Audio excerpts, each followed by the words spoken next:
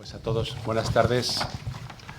Bienvenidos a la Casa de América, a este acto de entrega oficial del 16º Premio Casa de América de Poesía Americana al ganador de este año, a Jorge Galán. Quería saludarme especialmente al embajador de la República de El Salvador. Bienvenido, embajador, por supuesto a Max de su equipo, y a Edwin Madrid, ganador de la 4ª edición de este premio, así como a los miembros del jurado, a Luis García Montero, que me acompaña y que hará después la laudatio del poemario que ha ganado, y por supuesto a Chus Visor, que está aquí también con nosotros y que además es el editor de la obra. En la entrega de un premio siempre es un motivo de gran alegría. Yo creo que Jorge Galán está un poco ya acostumbrado a que le den muchos premios, con lo cual a lo mejor esto lo ve como una cosa menor, pero él sabe lo mucho que le queremos y que este premio se lo hemos dado porque después de leer un número muy considerable de originales, 904 originales, el jurado dio fe de ello, sin saber quién era el autor, le dio el premio a este excelente poemario que resultó ser el de Jorge Galán. Si me permiten, voy a leer el acta del día del fallo para dejar constancia de nuestra decisión. Reunido en Madrid el 22 de septiembre de 2016, el jurado calificador del 16º Premio Casa de América de Poesía Americana, integrado por Luis García Montero, Jesús García Sánchez, Juan Malpartida, Santiago Miralles Huete y Nilton Santiago, y Ana María Rodríguez Arias como secretaria, concedió por mayoría el Premio Casa de América de Poesía Americana 2016 al libro Bajo la interminable noche de noviembre, cuyo autor, al abrir la plica, resultó ser Jorge Alexander Portillo Galán. El jurado destacó la calidad de un libro que une la tradición de la crónica histórica con la indagación en los sentimientos individuales y que se enfrenta a la realidad desde la expresión poética. Firmado en Madrid el 22 de septiembre de 2016 por los miembros del jurado. De este modo, Jorge Galán y su poemario, que se ha publicado con el nombre Medianoche del Mundo, se une a una lista, yo creo que muy ilustre ya, de ganadores de este premio. Me gustaría mencionarlos muy brevemente, ya que tenemos la suerte de contar con uno de ellos aquí, para que sepan quiénes son. Desde el año 2000, y gracias a la iniciativa de la fallecida Asunción Ansolina, directora de esta casa, y pues siempre con el apoyo de Ana María Rodríguez, que está ahí escondida para que no la veamos, pero que es el alma mater de este premio, han ganado los premios Eduardo Chirinos, ya fallecido, Claudia Masín, Ramón Cote Baráibar, Edwin Madrid, Marco Antonio Campos, Óscar Hahn, Omar Lara, Jorge Bocanegra, Juan Manuel Roca, Waldo Leiva, Piedad Bonet, José Mármol, Hugo Mujica, Rafael Courtoisí y Nilton Santiago el año pasado. Antes de pasar la palabra a Luis García Montero, me gustaría muy brevemente destacar algunos datos de la biografía de Jorge Galán. Jorge Portillo Galán nació en San Salvador en el año 73.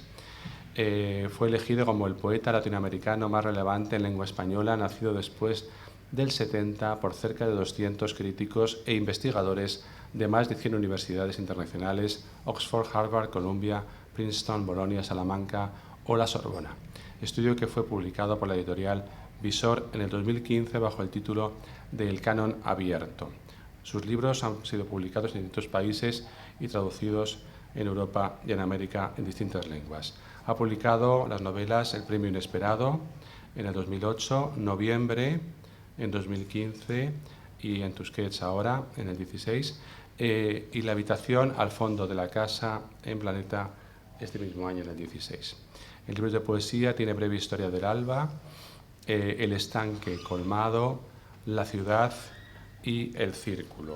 Como he dicho, tiene varias traducciones, forma parte de diversas antologías, y entre los premios que ha recibido mencionaría el Premio Nacional de Poesía de El Salvador, el Premio Hispanoamericano de Poesía de Quetzaltenango, de Guatemala, el Premio Nacional de Novela de El Salvador, el Premio Adonais del 2006, el premio Charles Perrault de cuento infantil del 2006, el premio Antonio Machado de poesía del 2009, el premio Villa de Cox de España del 2010 y el premio Jaime Sabines para obra publicada en México en 2013 y, por supuesto, el más importante, el 16 premio de Casa de América de poesía americana y también el premio, por cierto, no he dicho, de la Real Academia recientemente concedido por su novela Noviembre. Así que estamos ante un escritor más que consagrado, laureado y, por supuesto, excelente.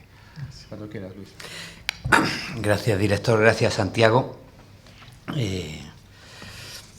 La vida del poeta y novelista Jorge Galán sufrió un cambio brusco con la publicación de su novela Noviembre, publicada ahora en España en Tusquets y premiada recientemente por la Real Academia de la Lengua.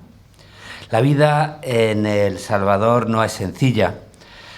Acentúa los problemas comunes de su entorno, la violencia de las maras, pero Jorge había encontrado un hueco de paz y de imaginación para escribir sus historias y para amar su país. La situación cambió de forma radical cuando apareció su libro conmovedor, a la vez creación narrativa y crónica histórica, Noviembre, sobre el asesinato de 6 jesuitas y 2 mujeres dentro de las instalaciones de la Universidad Católica, en una madrugada fría de noviembre de 1989. La crueldad de la guerra civil devoró a un grupo de sacerdotes que habían dejado testimonio cristiano de su ayuda a los desfavorecidos, su apuesta por la justicia y su rechazo a la prepotencia de un poder oscuro que impedía el progreso de la nación. Ignacio Ellacuría y sus amigos sufrieron la misma sentencia que Monseñor Romero. Tras el ruido a sangre fría de las balas, llegó el silencio de la impunidad. La literatura tiene una inevitable vocación de memoria y testimonio, porque las palabras y los recuerdos son el tejido de cualquier comunidad. Y Jorge Galán, apenas un adolescente cuando sucedió el crimen, se puso a preguntar, leer y a escribir sobre los acontecimientos silenciados. Consiguió incluso que el expresidente Alfredo Cristiani le concediese una entrevista de rara e iluminadora sinceridad. Noviembre es una novela que reúne la vida cotidiana de una sociedad, el amor a un país, la violencia de una guerra y los sedimentos humanos de donde surge la contradicción del crimen y el sacrificio, de la obediencia y la rebeldía, de la ignorancia y el deseo de avanzar y saber. En la narración se dan los nombres de los asesinos, de los responsables intelectuales y se cuentan las maniobras nacionales e internacionales de los poderes entonces interesados para ocultar a los responsables de lo sucedido. Jorge Galán podía haberse cubierto con las artimañas de la ficción, haber cambiado el nombre de los asesinos utilizando el famoso lema de que cualquier parecido con la realidad es pura coincidencia. Pero al escribir su relato vivió la historia por dentro y sintió que refugiarse en los parapetos del miedo suponía una traición humana para los 6 sacerdotes y las 2 mujeres asesinadas en noviembre de 1989. Decir sus nombres era sobre todo afirmar el respeto y la memoria de las víctimas, recreadas en sus ilusiones y en sus miedos con la intimidad de la buena literatura. Elba Ramos, Celina Ramos, Ignacio Martín Varo, Segundo Montes, Juan Ramón Moreno, Armando López, Joaquín López e Ignacio Ellacuría. Era también un modo de respetar la dignidad del padre Tojeira, obligado entonces a hacerse cargo de la compañía en medio del dolor, las amenazas y la incertidumbre. Cuando se publicó Noviembre, Jorge Galán, amenazado y perseguido por las tramas clandestinas implicadas en el viejo asesinato, tuvo que abandonar su país. El libro de poemas Medianoche del Mundo, Premio Casa de América de Poesía, es la crónica íntima de esta experiencia de desarraigo en la que una voz se ve alejada de lo que conforma su sentido de pertenencia y expuesta a una realidad inevitablemente ajena. El sentimiento de pérdida y la falta de identificación con el presente provocan una situación extrema, una rozadura en el ser. La fatalidad, la inutilidad y el vacío aparecen como entraña de la condición humana. Por eso el tono de la poesía de Jorge Galán asume la seriedad metafísica en su sentido más profundo. La primera parte del libro de poemas, enlazando con la novela, se titula La interminable noche de noviembre. Somos la herencia de los acontecimientos pasados que dejan una sombra interminable. Desde la primera composición, Habitante, el lenguaje adquiere una carga negativa. Desolación, abandonadas, arrancadas, rota, quebrado, decadencia, maldecido, mancha, serpiente, muerta y varias veces más desolación, son las palabras con las que el libro va a convivir. Este primer poema además establece una dinámica decisiva para entender la propuesta poética de Jorge Galán. Un país se hace individuo, mientras que ese individuo, condenado al exilio, se hace país y se enfrenta también con la totalidad del mundo como ámbito de referencia. De ahí el significado hondo de los primeros versos. Desolación es mi nombre y el nombre de lo que me rodea. El poeta cuenta solo con el lenguaje para defenderse y reconstruir su difícil identidad. Medianoche del Mundo es un libro de cuidadosa elaboración en la que se unen la claridad de las ideas y los sentimientos con un uso frecuente de las estrategias formales de la poesía. El poder de las imágenes refuerza la crisis y la angustia. El graznido de los cuervos cuyos picos rayan la eternidad. Un barco sin timón en una piscina de 10 metros de largo. Eso veo en mi mano, líneas que se borran como ciudades de barro. Los días se precipitan como cerdos hacia un acantilado, o también, oh hermana enorme, loba de color de las azucenas sucias. El uso de la metáfora, la enumeración, el versículo, el ritmo de la canción o los vislumbres irracionales suponen un esfuerzo aceptado para hacer el poema, ejercicio inseparable del rehacerse a uno mismo, de volver a levantar la identidad que ha sufrido la desgarradura. La voluntad cumple así un papel en el conflicto, es una tarea de definición personal. Quiero mirar atrás hasta encontrarme. Quiero golpear un alba. Quiero golpear un instante del alba y mancharme de luz los hermosos nudillos destrozados. El carácter religioso de las víctimas en el crimen que provocó la novela, pero sobre todo el horizonte cultural en la tradición poética del bien y el mal, hace que el mundo bíblico aparezca a lo largo del libro. Está la ciudad de Jericó, están las trompetas de los sacerdotes con el poder de derribar murallas, esas mismas trompetas que son anuncio del juicio final en el Apocalipsis, y está el número 7, que es el número de los dioses, y es la invitación a perdonar 70 veces 7. El tono trágico del libro se vale del recuerdo bíblico para acentuar el sentimiento de fatalidad, porque el chico de la Cruz Verde, asesinado por 7 balazos, no tendrá tiempo para perdonar, y las trompetas que llamen a la resurrección de los muertos se encontrarán con la nada. Ni puede la oración de la madre y viuda resucitar ninguno de los cuerpos que veo, nos dice el poema titulado El sonido. El libro señala, por ejemplo, el momento de despedida de una madre, despedida a medias con verdades y con mentiras piadosas, y la dificultad de pisar una existencia nueva donde no es simple no desfallecer. El recuerdo inevitable de las personas, los olores, los alimentos y los paisajes cotidianos perdidos no hace más que acentuar el sentimiento de distancia y la falta de una pertenencia. La tierra que lo acoge no puede fundar de forma repentina un sentido nuevo de la identidad. El poema trasciende así en su meditación porque solo encuentra salida a la hora de entender lo inmediato de una manera más amplia en la relación entre el ser humano y el mundo. Solo extraviado en la terrible lejanía, nos dice, pude encontrarme en lo inmediato.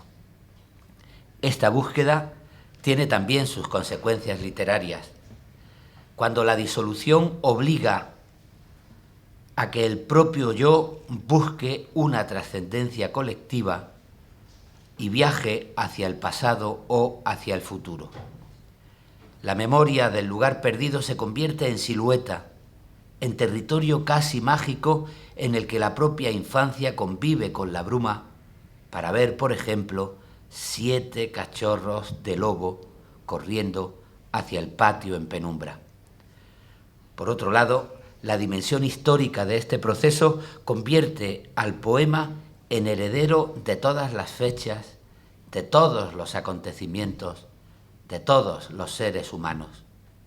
Es 1932, es 1981, tengo 12 años, tengo 60, una máscara sobre otra máscara, negro sobre negro, una historia contada a través de un susurro. Es 1941, pienso en la batalla por Europa, escenas grises donde la sangre es otra escarcha, pienso en la nieve llena de hombres con los ojos abiertos. Es 1950, es 1969, es 1991 y no soy más que un hombre. Este humanismo solidario es el apoyo interior ante el vacío. El apoyo exterior está en la naturaleza, en las montañas, los ríos, los árboles, los animales y en la conciencia de una realidad única que se hace y se deshace, diluyendo en el tiempo cualquier identidad individual. La experiencia del poeta se lleva a este convencimiento: no soy un visitante del mundo, soy el mundo. Porque el poeta comprende a qué sabe la inmensidad, esa región donde el horizonte y el abismo no poseen ninguna diferencia. La segunda parte del libro, Geografía, aborda los mismos temas, profundiza en ellos, aunque suele dirigir los poemas a personajes y situaciones concretas. A la persona que convive a diario con las noticias de los crímenes y las desapariciones, a la abuela anciana que no puede ver a sus nietos, al padre que conoció desde niño a los asesinos de sus hijos, al padre y a la madre a los que le exigen por fuerza una hija de 12 años, o al chico de la Cruz Verde que fue asesinado con 7 balas como 7 maldiciones.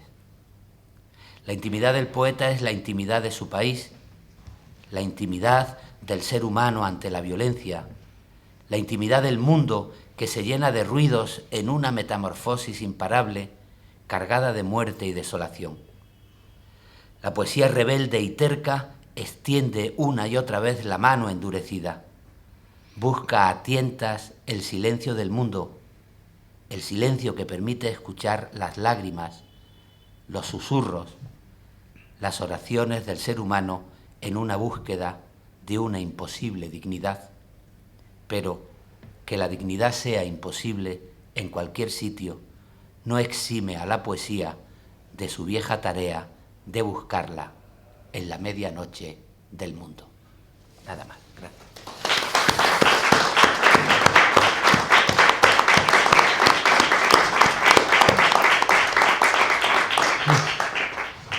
Muchas Muchas gracias, Luis, por esta preciosa laudatio. Y ahora invito a Jorge Galán a que nos lea algunos de sus poemas, cuando quieras, Jorge. Bueno, antes de comenzar quería dar las gracias a Luis por lo que ha escrito sobre mi libro. Es muy importante para mí y es muy importante este premio para mí porque si uno es un escritor de poesía en Latinoamérica, el premio que uno quiere ganar es este. Y era un premio que yo había visto desde hace mucho tiempo y haberlo ganado con este libro que hablaba sobre este momento, pues es muy importante para mí. Es muy honroso además sumarme a una lista de nombres notables, de gente que he leído durante mucho tiempo.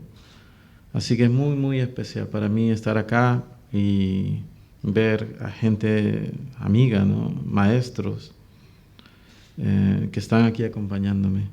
Así que estoy muy, muy honrado, de verdad, muy agradecido. Y bien, voy a leer unos pocos poemas porque algunos son muy largos. Pero sí, no, este libro creo que es el libro que he escrito más pronto, porque yo vine a España el pasado noviembre y bueno, vine en una época donde comenzaba la Navidad, a finales de noviembre. Y todo me decía algo, porque fue muy difícil para mí acostumbrarme o hacerme la idea de que no iba a poder volver al país en breve, de que había pasado algo que tampoco comprendía muy bien, pero que tenía que quedarme un tiempo, ¿no? En mi país, bueno, la Navidad es una celebración que es muy familiar y muy, muy fuerte para nosotros. Y fue bastante difícil pues estar tan lejos de todo. Y no quería ver a nadie, no quería hacer nada. Y escribía poemas, un poco para desahogarme de lo que estaba viviendo. Así que escribí muchos poemas que hablaban sobre esa situación y voy a leerle algunos. Esta se llama Mañana de Noviembre. Noviembre cuelga de las ventanas, se estira y se congela. Las nubes grises de nieve se desploman sobre los techos. La nieve es blanca como la piel de los conejos desollados. Las crías del conejo no pueden iluminar una madriguera. Raíces transparentes, restos de sombra y de legumbres, y un olor amargo y salvaje y tan antiguo como el instinto de salvación. Noviembre se hunde igual que el pie de una bailarina en el centro del aire. Se suspende, gira, aúlla, es un anciano, una barba llena de abejas, una cría de oveja que pasta por las colinas alisadas. Noviembre es una víspera blanca, inclinada como una chica antes de lanzarse desde un trampolín en el borde del mar, casi acantilado, casi grulla y casi sombra de grulla sobre los niños que se deslizan por la hierba.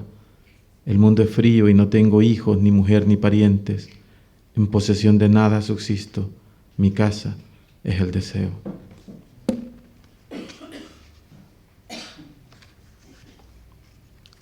Este poema se llama Fin de Año. Éxtasis de la sombra, alba llena de escombros bajo el pedante sol, remache de inconmensurable luz en el horizonte que se cierra o se abre, luna para siempre gloriosa sobre un cuerpo que solo es armonía. Tiembla el agua en la nube, la pata del caballo hincha los nervios, la campana y el casco se hunden en la piedra.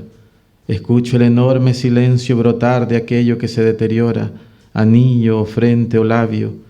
Quiero mirar atrás hasta encontrarme, quiero golpear un alba, quiero golpear un instante del alba y mancharme de luz los hermosos nudillos destrozados y gritar hasta desaparecer en mi grito, morder mis propios dientes, tenderme para finalmente morir y que morir sea caer, abismo, cuna de las constelaciones, terribles astros míos, estallido y pesebre.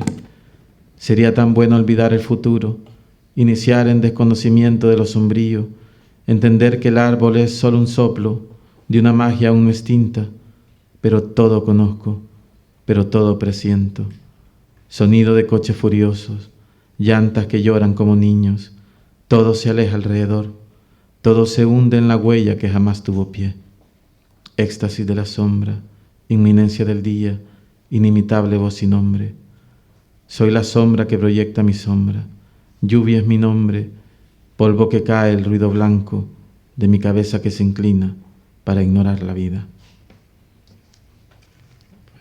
Un poema, bueno, creo que hay una... Cuando escribí estos poemas había un algo de irracionalidad en ellos, y por eso a veces hay muchas imágenes que se sobreponen con imágenes, ¿no? Queriendo expresar aquello que sentía o que era incapaz de sentir. Así que bueno, son un poco difíciles al principio.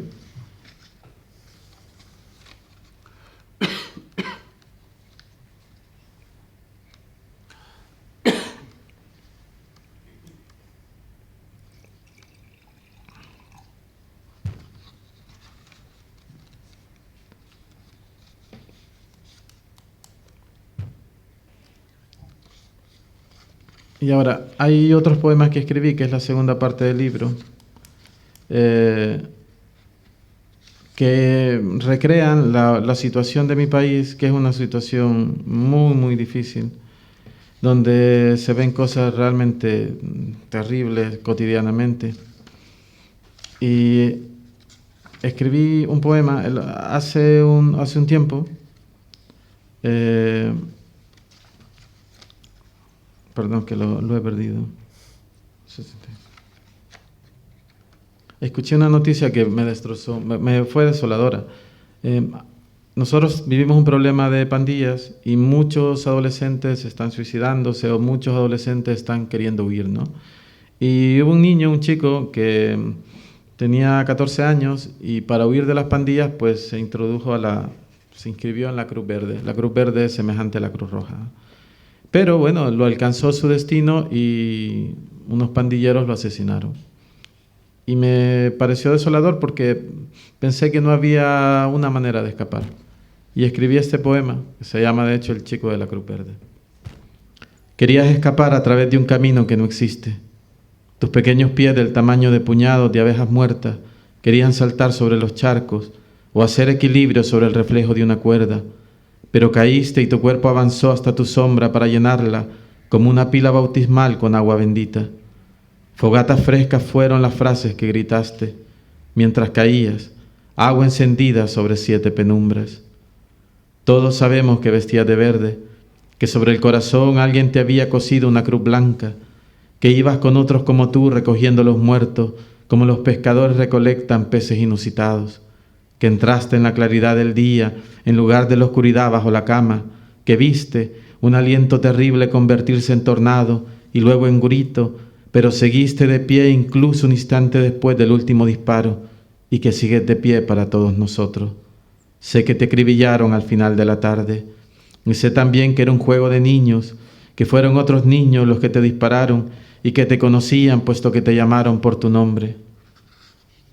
Y sé la calle donde sucedió, y sé el tamaño en el horizonte implacable bajo el cual aún persiste. Los tíos vivos no saben girar más. Todas las madres menos una se han tornado un sollozo. Todas envejecieron menos esa mujer cuyo lenguaje se ha vuelto una lluvia de marzo y cuya boca es un puñado de innumerables hormigas rojas, una mancha que crece sobre la carne fría. Una nube de cuerpos se volvió tu silueta.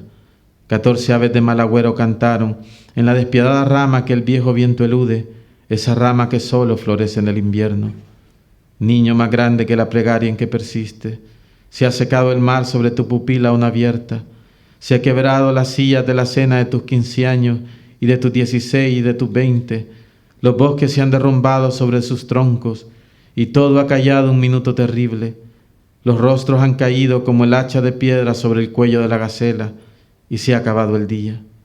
7 balas como 7 maldiciones, como 7 tornados súbitos asaltaron tu cuerpo, 7 leonas grises para una sola presa, y derrotaron tu hermosa voluntad, y hablaron al oído de cada uno de nosotros para decirnos la verdad sobre todas las cosas, para advertirnos que estamos solos otra vez y mostrarnos el final de un camino que no comienza nunca.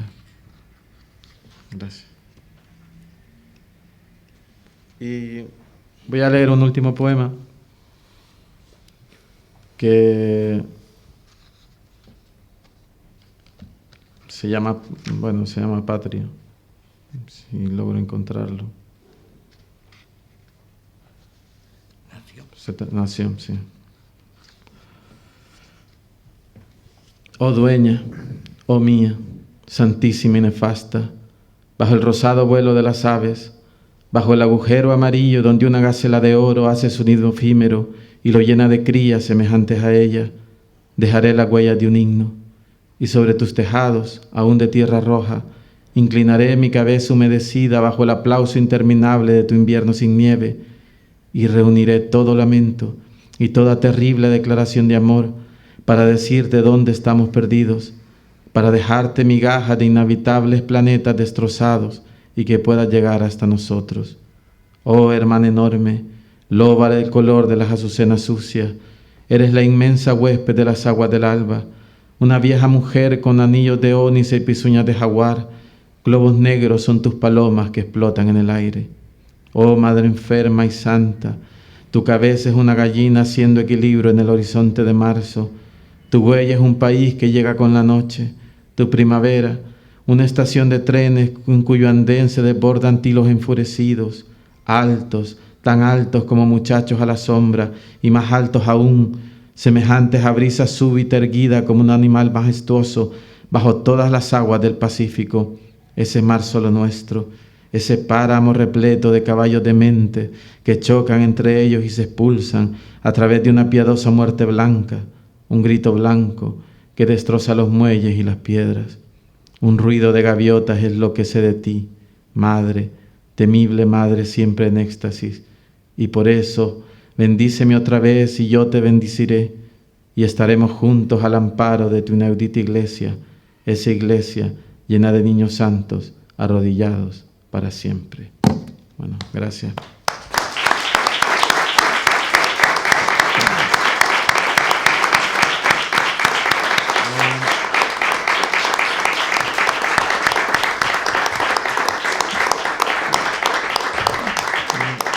Solo quería decir antes de terminar, bueno, que agradezco a Casa América, que agradezco a Santiago, que agradezco a Luis, ¿no? Que, bueno, ha leído eso tan conmovedor. Y nunca había mencionado esto, pero quiero decir algo sobre mi editor, sobre Chubisor. He pensado estos días que, bueno, hace muchos años tuvo a bien publicarme El estanque colmado, que era pues yo no tenía ninguna trayectoria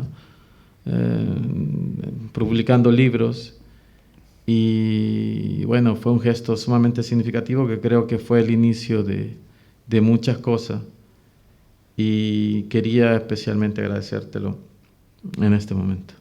Así que bueno, porque como sabrán, Visor es la gran editorial de poesía y para un muchacho del Salvador, bueno, era una cosa alucinante.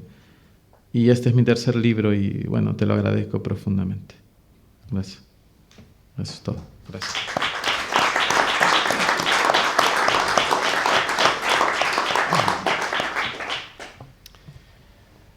Pues muchísimas gracias, Jorge. Dicen que en este palacio vive un fantasma. Sí, lo sé. Yo no voy a hablar del fantasma ahora, porque no es el momento.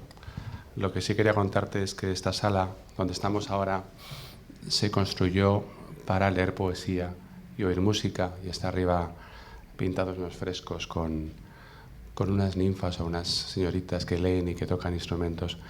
Y llevamos 25 años aquí, en esa sala que llamamos Cervantes, precisamente, un poeta que no triunfó ni como poeta ni como dramaturgo, sino como novelista. Tú has triunfado ya como novelista y como poeta. Llevamos, digo, 25 años oyendo buena poesía y al menos esos poemas están aquí en el aire, no sé si en forma de fantasma, pero sí en forma de sonidos impregnados en las paredes. Así que quería agradecerte de verdad que hayas sumado tu estas cacofonías o estos sonidos poéticos a nuestro palacio, y creo que con lo que has leído queda muy claro por qué has ganado este premio. Gracias, enhorabuena, otra vez gracias al jurado, gracias a la editorial y gracias a todos por su presencia esta noche. Gracias.